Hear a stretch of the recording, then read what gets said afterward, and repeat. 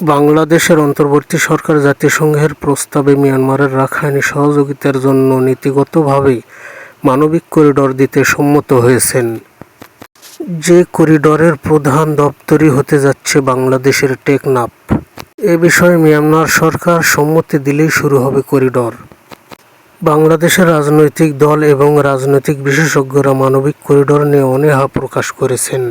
এ বিষয়ে দেশের একজন অভিজ্ঞ রাজনৈতিক ব্যক্তিত্ব মির্জা ফখরুল ইসলাম আলমগীর বলেছেন, অতি তাড়াতাড়ি নির্বাচন দিয়ে জনগণের সরকারের হাতে দেশ ছেড়ে দিতে হবে। বাংলাদেশের স্বার্থ ক্ষুণ্ণ হয় এমন কোনো চুক্তি করা ঠিক হবে না।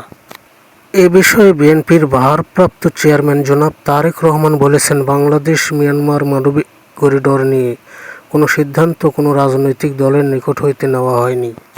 জনাব তারেক রহমান আরও বলেছেন, মানবিক করিডোর নিয়ে সিদ্ধান্ত নিবে জাতীয় নির্বাচিত সংসদ।